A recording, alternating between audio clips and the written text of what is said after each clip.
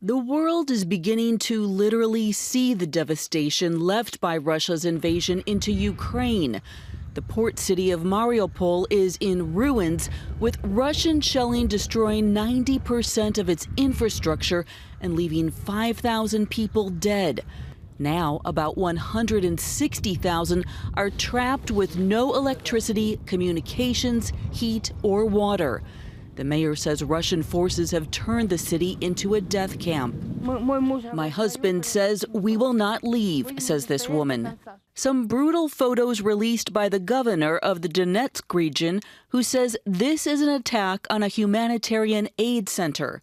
And in Bucha, outside of Kyiv, British authorities say Russian troops left civilian bodies on the ground for at least 10 days before they left the city. We have seen the dead bodies of civilians, some with bound hands, scattered in the streets. The U.S. is vowing to hold accountable those behind these atrocities. There's nothing less happening than major war crimes. Responsible nations have to come together to hold these perpetrators accountable. All this as those in Kyiv and Chernihiv begin to return to the rubble of their homes, craters left from airstrikes and other scars of war. Heather Sells, CBN News. Well, that's just a picture of the devastation. And Jessica, I haven't seen that kind of devastation literally since World War II. So you are living this very personally because your husband has family in Ukraine. Tell us about it. So my husband and I have had family in Bucha, which was mentioned in the package. Bucha, Ukraine, it's outside of Kyiv.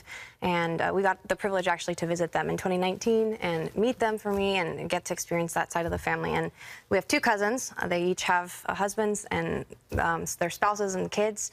And basically when the war started, that's Victor and Anna on one side, and on the other side is Sergei and Alyona. And that's Maxime. And that's me and Maxim in the middle.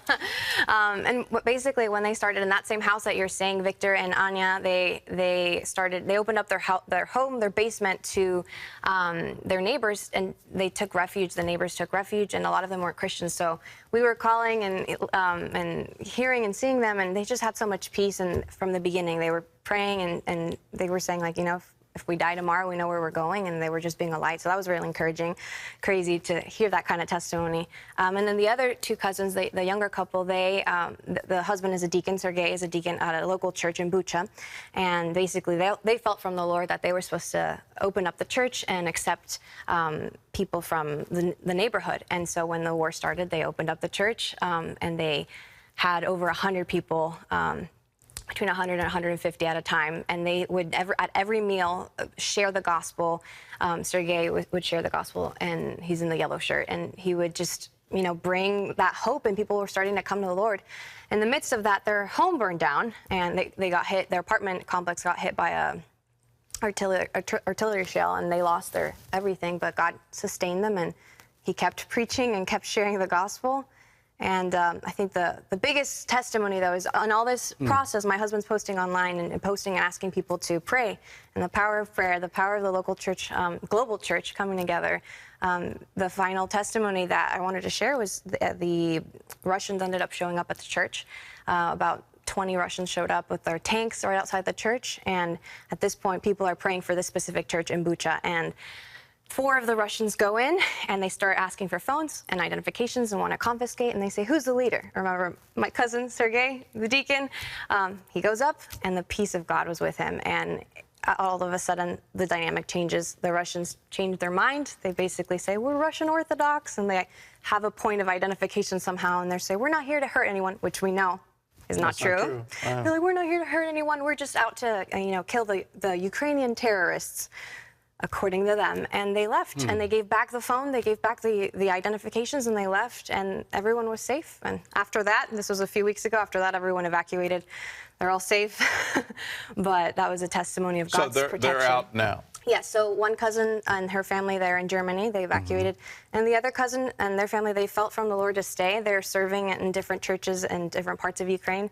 One of them even went back to Bucha recently this week, and they're trying to help with however they can. So I've got to ask, what's compelling them to stay? Because I think if it was me and the Russian army was coming, I would say, I'm out of here. So yeah. Why did they stay? This is the young couple, Sergei and Alyona, both of them. She told him, I'm staying where you stay. So very Ruth moment of like, I'll go where you go, husband. And he feels from the Lord that they need to help rebuild Ukraine, I believe, and really share the gospel. They're passionate for the Lord, and so that's why they're staying. So we keep praying for them until the Lord leads them. Otherwise, they'll stay. So.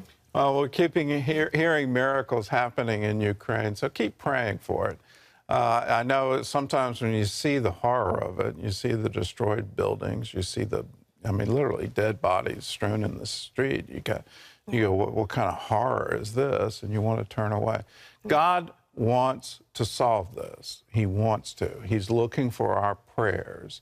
Let's go to heaven with those prayers and say, Lord, please stop this war. Please turn this thing around. We need prayer now. And the people of Ukraine absolutely need our help. And the refugees that have left and those who are displaced and have stayed, they need our help too. So pray for them that God would encourage them. Hello, I'm Gordon Robertson. Thanks for watching the video. Be sure to like, subscribe, and hit the notification bell for more encouraging videos like this one. Welcome to the 700 Club Interactive family, and God bless you.